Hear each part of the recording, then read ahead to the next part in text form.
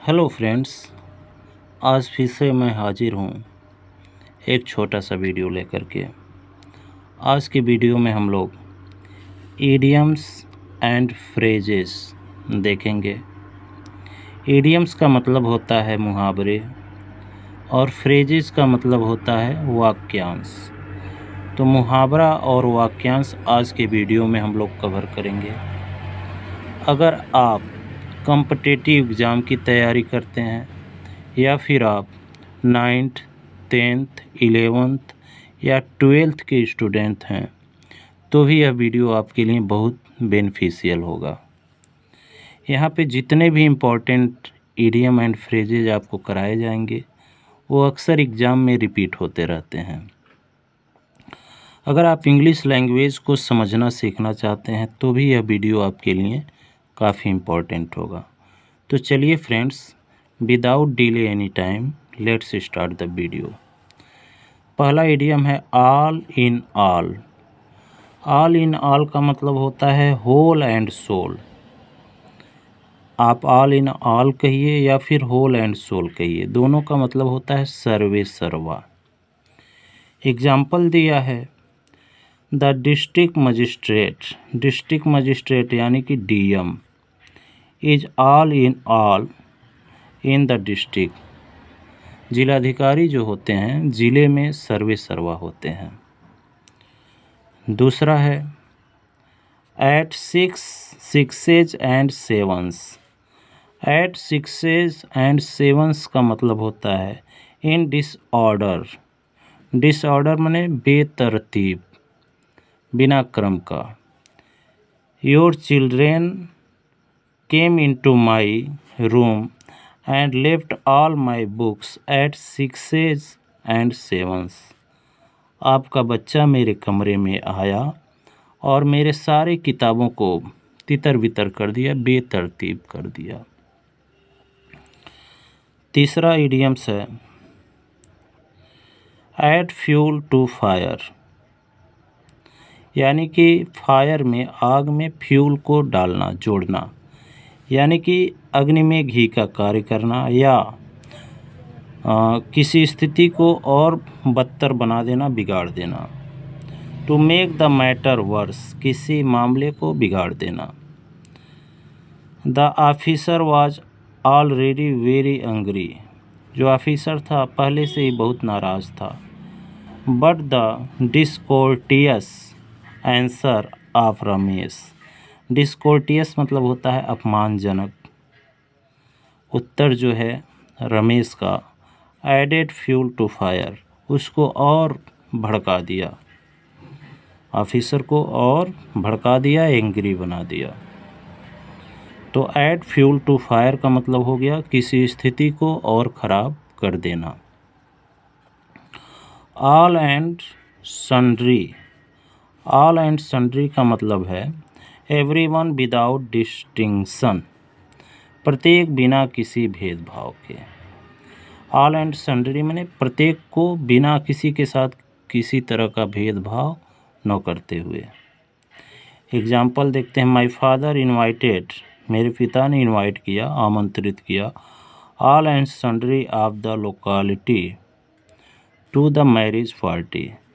मैंने लोकालिटी में उस जहाँ वे रहते थे वहाँ के सारे लोगों को बिना भेदभाव के सबको शादी समारोह में आमंत्रित किया।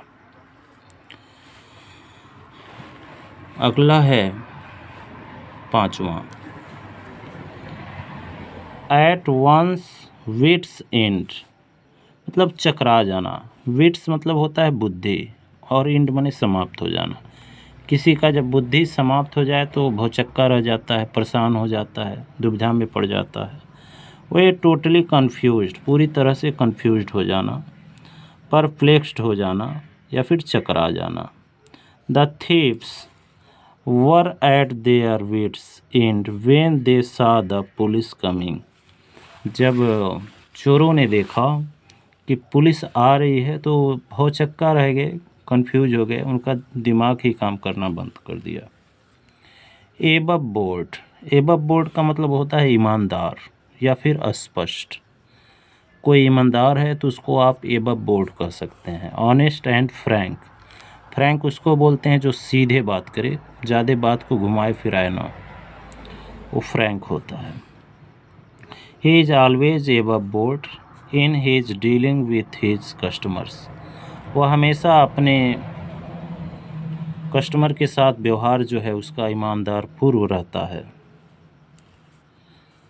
तो एबव बोर्ड का मतलब हो गया ईमानदार या स्पष्ट। अगला वाक्य है an apple of Discord.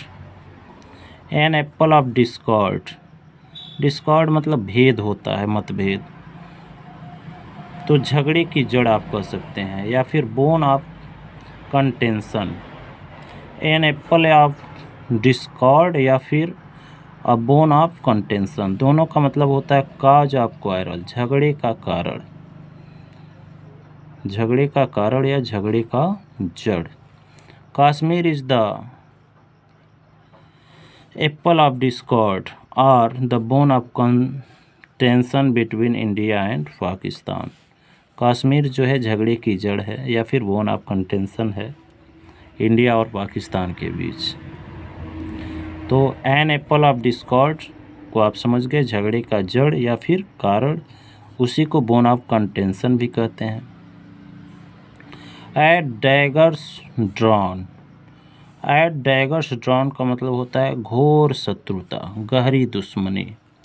Open इनमिटी या फिर बीटर इनमीज, यानी खुली दुश्मनी या फिर कोई पक्की घोर दुश्मनी हो, उसको आप एट डैगर्स ड्रॉन कहते हैं। Rana Pratap and Akbar were at daggers drawn with each other. Rana Pratap और अकबर के बीच घोर दुश्मनी थी। तो एग्जाम्पल के थ्रू भी आप इस वर्ड को याद रखने में आपको काफ़ी मदद मिलेगी। अगर आप एग्जाम्पल को 1 से 2 बार देख लेते हैं या फिर इसको पढ़ लेते हैं तो आपको यह जो इडियम्स है आपको बहुत ईजिली लर्न हो जाएगा। An apples of one eyes, किसी के आँख का एप्पल होना यानी कि आँख का तारा। An apples of one eyes very dear, बहुत प्यारा हो, उसको आप एप्पल ऑफ वन आइज कर सकते हैं। Sudhir is an apple of my eyes, Sudhir मेरे आँखों का तारा है। ऐसे Sudhir is the only son of his parents, Sudhir जो है अपने पिता का मात्र एक बेटा है। Is an apple of his mother's eyes, वो अपने माँ के आँख का तारा है। लड़के वैसे भी अपने माँ की आँख का तारा होते हैं। 10वां है against the rainy day, against the rainy day. Against the rainy day का मतलब होता है बुरे दिनों के लिए। फॉर हार्ड डे, हार्ड मतलब मुसीबत भरा या फिर कठिन दिनों के लिए। Every person should save something against the rainy day, सारे लोगों को कुछ न कुछ सेव करना चाहिए, बचाना चाहिए। किस लिए? बुरे दिनों के लिए। At an arms length, at an arms length मतलब एट अ डिस्टेंस, दूरी पर, एक आर्म्स की दूरी पर। The father advise his son, पिता ने अपने बेटे को सलाह दिया। टू कीप हिमसेल्फ, कि वह खुद को रखे। At an arms length from bad boys, बुरे लड़कों से एक हाथ की दूरी पर रहे। तो आप समझ गए दूरी बनाकर रहना। एट एन आर्म्स लेंथ का मतलब हो गया दूर या फिर दूरी बना के रहना। 12वां है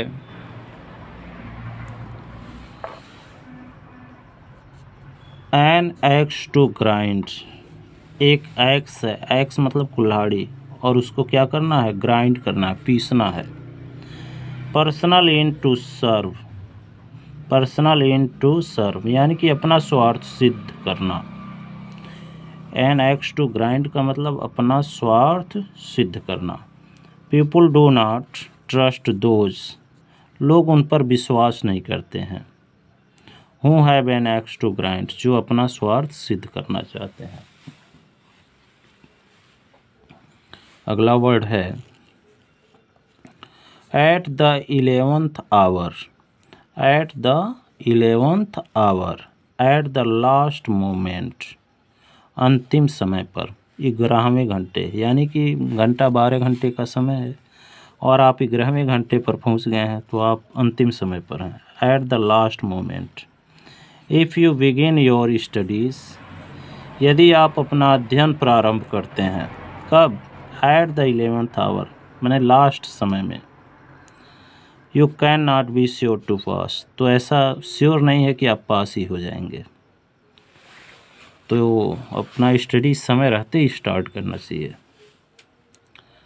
eight a stone's throw, at a stone throw मतलब कोई खड़ा है और उसको आप स्टोन चला के मार सकते हैं, तो समझिए बहुत करीब है, यानी कि वेरी नियर, बहुत करीब, पास।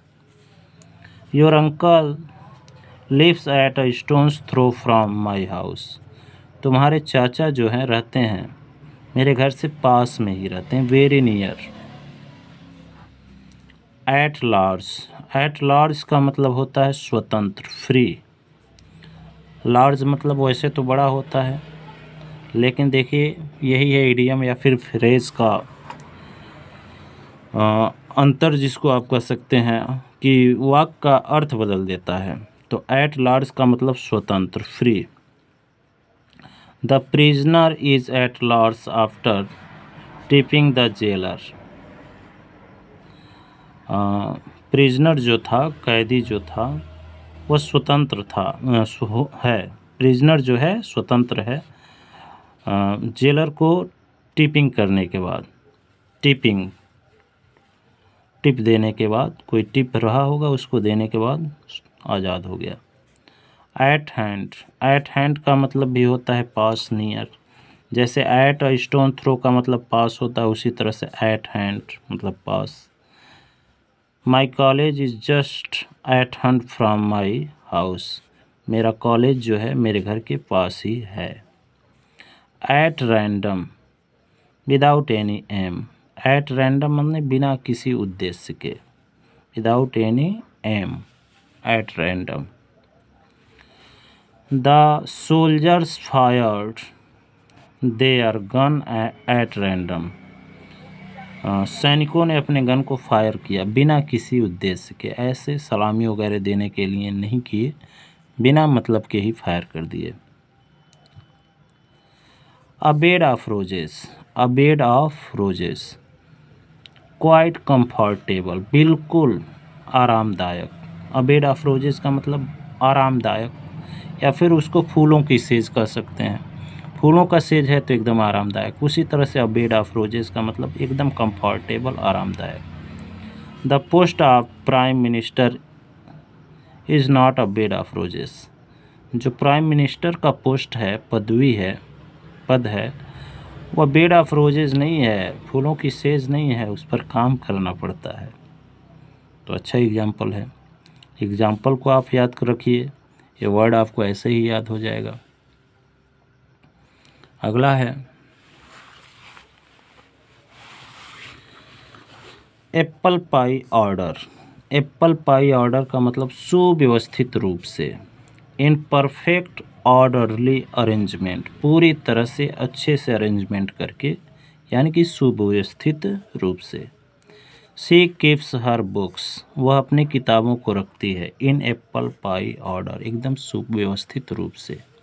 कुछ लोग होते हैं अपने कमरे में या फिर अपने घर में कुछ भी इधर उधर बर्दाश्त नहीं करते, तो ऐसे लोग जो उनकी एक्टिविटी है वो एप्पल पाई ऑर्डर वाला है।